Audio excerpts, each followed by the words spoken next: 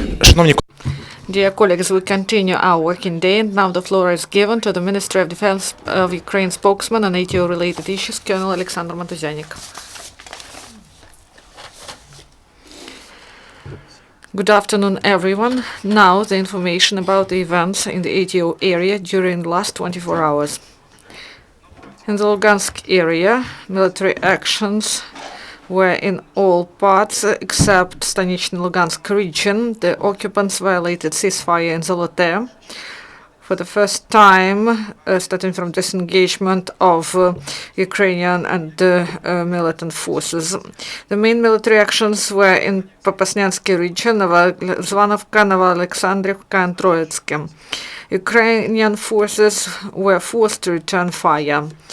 During the last 24 hours, in the result, there was in Lugansk area there were 15 shellings, including one with use of heavy weapons.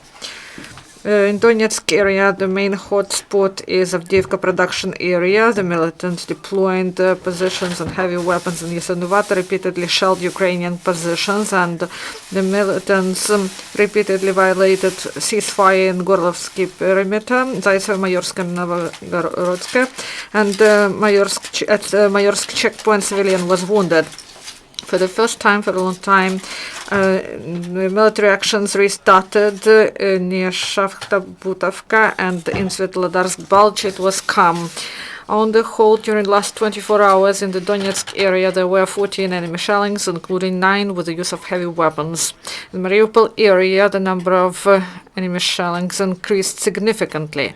The militants brought heavy weapons and got a batch of ammunition, and at the part front of Krasnogorovka, Marienka, and Pavlopol Shirokina, the militants launched at our positions more than 220 mortar mines, tank and artillery shells. Lion's share of shellings was delivered during second part of the day, when the militants simultaneously started shelling our positions along the front line. Also, Ukrainian forces returned fire.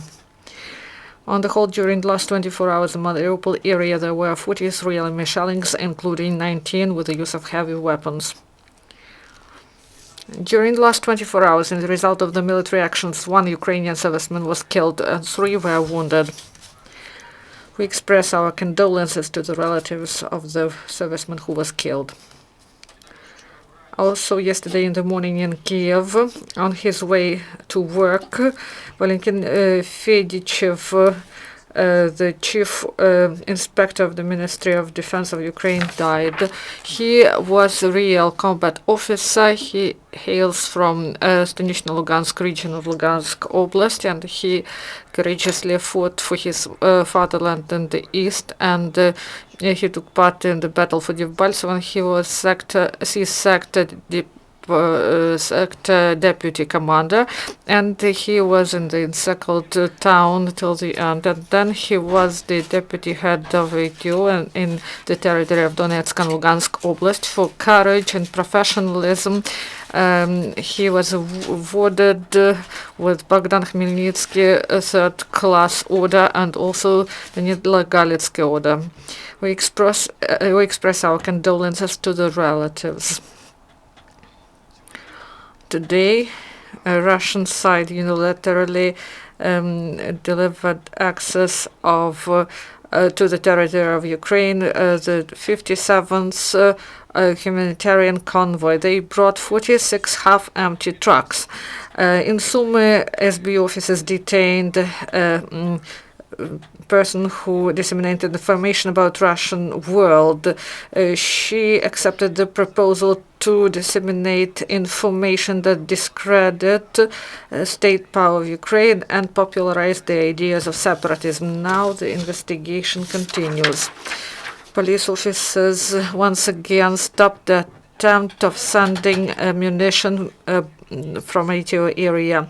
At the post office in Mariupol, they found a parcel that destined to Zaporozhye.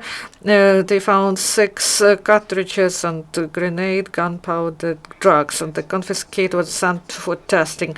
And detachment of Special Forces of National Guard had training.